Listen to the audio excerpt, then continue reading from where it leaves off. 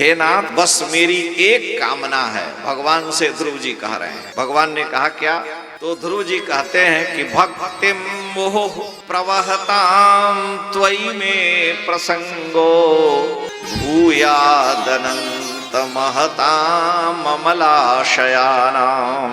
हे प्रभु आप हम पर कृपा करिए। अगर मैंने आपके मंत्र का जप किया और आप हमको दर्शन देने आए तो मुझे आप अपने विशुद्ध प्रेमी महात्माओं का संग प्रदान। भक्तिम मोह प्रवहताम त्वयि में प्रसंग, आपके प्रेमी संतों का मुझे संग मिले, दर्शन मिले, जिनकी आप में निर्मल भक्ति है, समर्पण है, प्रेम है। अमलाशयानाम, जो अमलाशय, आशय माने अंतःकरण, पवित्र हृदय वाले हैं, उनका मुझे संग मिले। भगवान ने कहा उससे क्या होगा? तो ध्रुव जी भगवान से कहते हैं कि उनके संग से आपकी दिव्य लीला कथा और आपके गुणों को सुनने का सौभाग्य मिलेगा। ये नांजसोल्बणमोरुव्यसनम भवाब्धिम नेशे भवद गुण कथामृतपानमत्तः।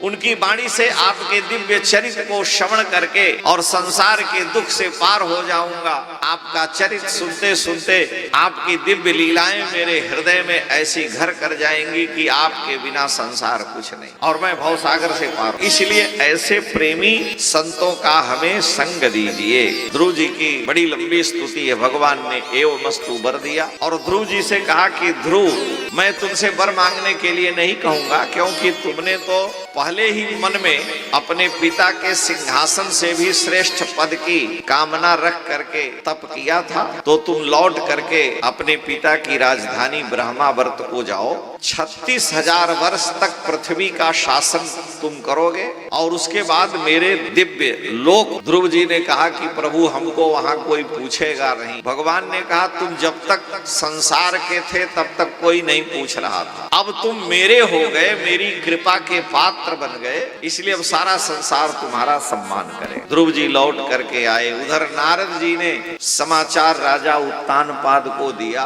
कि आपका पुत्र तप करके भगवान की कृपा का पात्र बन करके आ रहा। जिस 5 वर्ष के बालक को बन जाते समय आपने रोका टोका नहीं था, वही बालक हे महाराज भगवान की कृपा का पात्र बन करके तप से संपन्न होकर आ रहा। राजा उत्तानपाद बड़े लज्जित हुए। रानी सुनीति को भी महल में बुलाया। 2 दिव्य पालकियां तैयार की। एक पालकी में बड़ी रानी सुनीति, एक पालकी में सुरुचि। सारा राज समाज बाजे गाजे के साथ ध्रुव जी की आगवानी करने के लिए बाहर नगर से गया।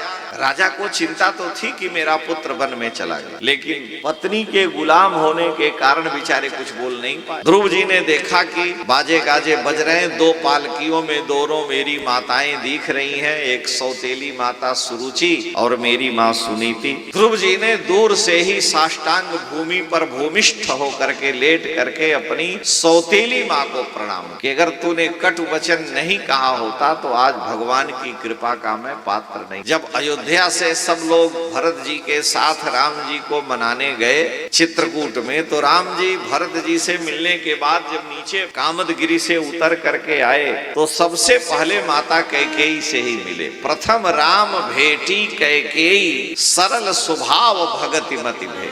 इसलिए कि मेरे जीवन में अगर कोई दिव्यता आई है तो उसके लिए कैकेयी का महात्याग है। भाई राम जी के जीवन की 2 ही लीलाएं तो हैं, बाल लीला विवाह लीला। और बाल लीला विवाह लीला के बाद जो भी लीला हुई उसकी मूल सूत्रधार भगवती कैकेयी है। राम जी के जीवन का जो सबसे उदात्त पक्ष है वो है वन लीला, रण लीला और राज्य लीला। तो वन लीला, रण लीला, राज्य लीला की मूल उत्स उसके कैकेयी भगवती। मेरे राघव का यश दिग दिगंत संसार में गाया जाए, भले ही संसार मुझको कोसता रहे, मुझे उसकी चिंता नहीं। तो अगर हम पॉजिटिव चिंतन करते हैं तो कैकेयी ने विधवा होना स्वीकार किया, पुत्र के परित्याग को स्वीकार किया, अयोध्या अनाथ हो जाए स्वीकार किया, लोकापवाद को स्वीकार किया, लेकिन राम जी के यश में 4 चांद लगाने का काम भगवती कैकेयी ने। आसुरी शक्ति के संहार का काम भगवती कैकेयी ने किया। बहुत से लोग कहते हैं कि अर्जुन के समान दिव्य योद्धा एकलव्य था। लोग कहते हैं जितने धनुर्विद्या के पंडित अर्जुन थे उतना ही बड़ा पंडित एकलव्य था। और एकलव्य वन में रहकर द्रोणाचार्य के मूर्ति की सामने मूर्ति बना करके मिट्टी की और उनको गुरु मान करके इन्होंने सिखाया नहीं और धनुर्विद्या की शिक्षा प्राप्त की। और परीक्षा में जब वो पास हुआ तो द्रोणाचार्य ने पहले ही संकल्प कर रखा था कि संसार में मैंने वचन दिया है, मैं सत्यवादी ब्राह्मण हूँ, कि एकमात्र धनुर्धर अर्जुन ही हूँ इस काल में, पार्थ एव धनुर्धर।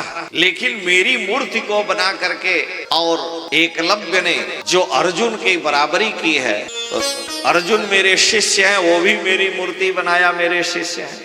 तो द्रोणाचार्य ने विचार किया कि आखिर में अर्जुन को तो मैंने पहले ही वचन दे रखा है, लेकिन एकलव्य का यश, एकलव्य की भी कीर्ति संसार के सामने आवे, और वो तब आएगी जब मुझे संसार के अपमान का घूंट पी करके कुछ करना पड़े। तो द्रोणाचार्य ने, ब्राह्मण के त्याग को कोई समझता नहीं है, द्रोणाचार्य अपढ़ नहीं थे, द्रोणाचार्य को कोई लोभ नहीं था, लेकिन उन्होंने जान लिया कि यदि मेरी मूर्ति बना करके अगर पूजा किया है और दिव्य वीर है, तो द्रोणाचार्य ने एकलव्य से कहा कि जब तुम मेरे शिष्य हो तो मुझको गुरु दक्षिणा के रूप में कुछ देना चाहिए। उसने कहा जो आप कहें। द्रोणाचार्य ने कहा कि तुम अपने दाहिने हाथ का अंगूठा मुझे गुरु दक्षिणा के रूप में दो। उसने तुरंत काट के दे दिया। वो इसलिए नहीं, महाभारत युद्ध में अर्जुन से भी द्रोणाचार्य लड़े हैं। द्रोणाचार्य अगर अर्जुन एकलव्य का अंगूठा नहीं मांगते तो विश्व में एकलव्य का नाम नहीं होता, एकलव्य का यश नहीं होता, उसकी कीर्ति नहीं होती। आज उसके पौरुष की जो सराहना की जाती है उसमें द्रोणाचार्य संसार के अपमान अपवाद के विष को घूंट पिए हैं, लेकिन एकलव्य का यश संसार में किए नहीं थे। या तो अर्जुन मारे जाते या द्रोणाचार्य, दोनों आगे की लीला कुछ और ही होती। तो वहां त्याग ब्राह्मण का सबसे श्रेष्ठ है। किसी तरह से अगर मेरा शिष्य है तो इसका यश दिग दिगंत में हो, ये बहुत बड़ी बात है। श्री ध्रुव जी महाराज ने सबसे पहले अपनी सौतेली मां को प्रणाम किया, जैसे राम जी ने कैकेयी को किया, और फिर अपनी मां को प्रणाम करके आए। यज्ञोपवीत संस्कार हुआ, धीरे धीरे बड़े हुए। राजा उत्तानपाद ने फिर ध्रुव जी को ही ब्रह्मावर्त का राजा बनाया। ध्रुव जी महाराज ही राजा हुए और इन्होंने विवाह किया। तो ध्रुव जी के दो पत्नियां ध्रुव जी की भी हुई। तो ध्रुव जी को राज सिंहासन पर विराजमान होने के बाद धर्म पूर्वक प्रजा का पालन करते रहे, और धर्म पूर्वक प्रजा का पालन करते हुए ध्रुव जी महाराज ने महान यश को अर्जित किया है। इनका यश दिग दिगंत में व्याप्त हुआ। आज भी ध्रुवलोक शाश्वत है, अविनाशी है। वायु की पुत्री ध्रुव जी ने वायु की पुत्री से विवाह किया। तो वायु की पुत्री से जब ध्रुव जी ने विवाह किया तो इनको उत्कल नाम के पुत्र की प्राप्ति हुई। पुत्री का नाम इला था, और उन्होंने शिशुमार प्रजापति की पुत्री से विवाह किया। तो इनके कल्प और वत्सर दो पुत्र हुए।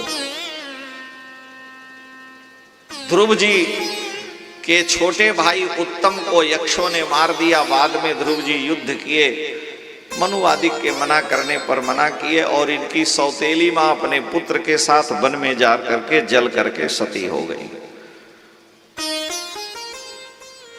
श्री ध्रुव जी महाराज 36,000 वर्ष तक पृथ्वी का शासन करने के बाद जब भगवान के दिव्य लोक से विमान आया तो उस विमान में बैठने को उद्यत हुए, तो विमानस्थ पुरुषों ने कहा कि आप दिव्य लोक को चलें।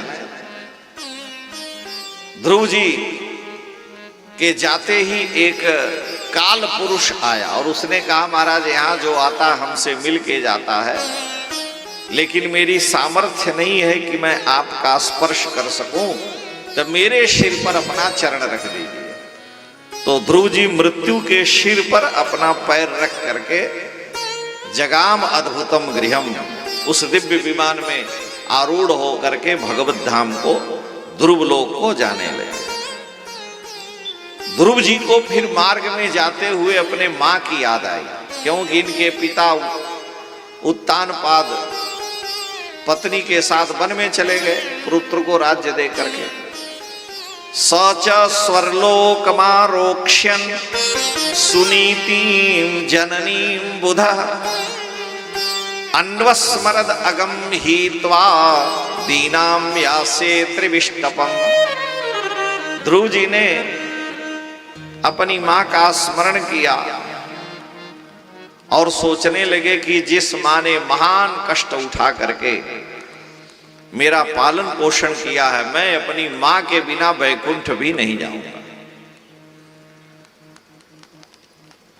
मैं त्रिविष्टप यानी वैकुंठ धाम नहीं जाऊंगा। भगवान नारायण के पार्षद नंद और सुनंद ने ध्रुव जी से कहा, क्यों आपने विमान रोक दिया?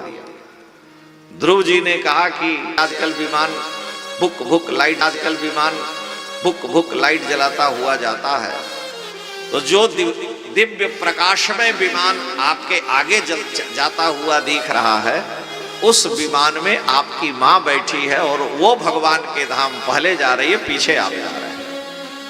आप जैसे पुत्र को जन्म देने के कारण आपकी मां आगे जा रही है। दर्शयामास, तो उन्होंने दिखाया, देवीम पुरोयाने न गच्छति, दिव्य विमान से आगे जाते हुए दिखलाया कि वो आपकी मां जा रही हैं और उनके विमान पर देवता पुष्प की वर्षा कर रहे हैं, मंगलाशासन कर रहे हैं, क्योंकि तुम्हारे जैसे पुत्र को उसने जन्म दिया। कुलम पवित्रम जननी कृतार्था वसुंधरा पुण्यवती चतेन स्वर्गे स्थिता तत्पितरोपि धन्या यस्मिन कुले वैष्णव नाम है। जिस कुल में वैष्णव बालक जन्म लेता है वो कुल पवित्र हो जाता है, उसके 7 कुल का उद्धार हो जाता है, मां के 10 महीने का श्रम सफल हो जाता है।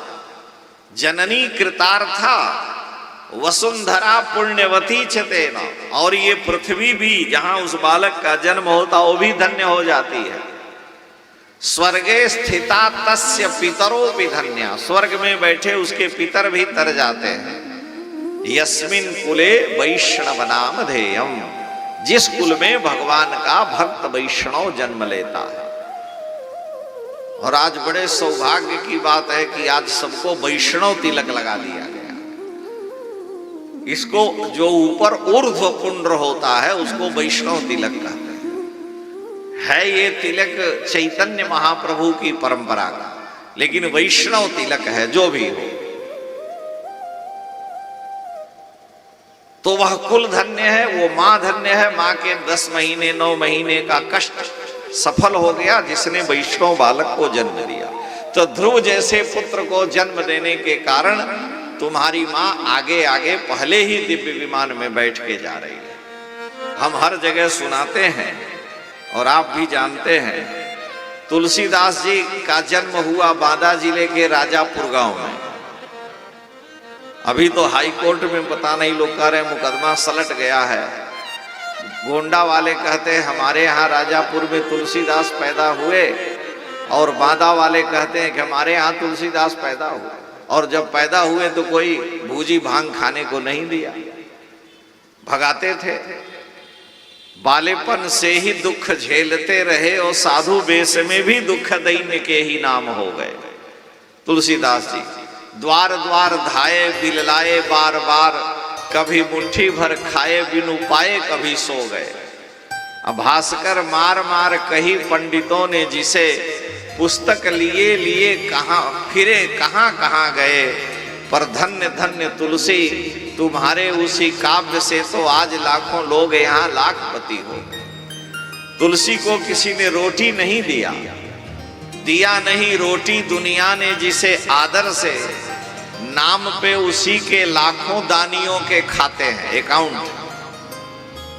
जिसे कहते थे कर्महीन और आचार भ्रष्ट, नाम ले उसी का बन आचार्य पूजवाते हैं। कोई जुग तुलसी, कोई तुलसी पीठाधीश, पर दुनिया भर के तुलसी हो गए।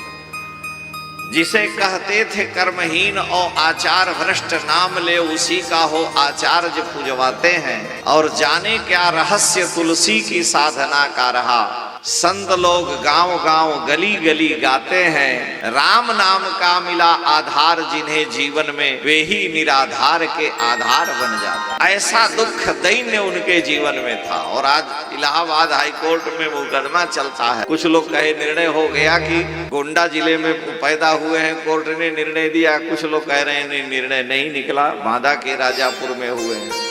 कहीं भी हुए हों, लेकिन रोटी नहीं दिया किसी ने। लेकिन आज ऐसे भगवान के भक्त के जन्म लेने से हमारी भूमि धन्य हो गई, इसके लिए हम कह रहे हैं। तो भगवान का भक्त जहां कहीं भी अगर जन्म लेता है तो उसकी धन्यता। देवता प्रशंसा करते हुए भगवती सुनीति के विमान पर पुष्प की वर्षा कर रहे हैं। अब कीर्यमाणो ददृशे कुसुमैः क्रमशो ग्रहान, सारे ग्रह और देवता सुनीति के ऊपर पुष्प की वर्षा कर रहे हैं कि हे भगवती, हे देवी, धन्य हो, तुम्हारा विमान ये सूर्य मंडल का भेदन करता हुआ भगवत धाम जा रहा है। ऐसे पुत्र को जन्म देने के कारण ध्रुव जी महाराज आज भी भगवत धाम में नित्य विराजते हैं।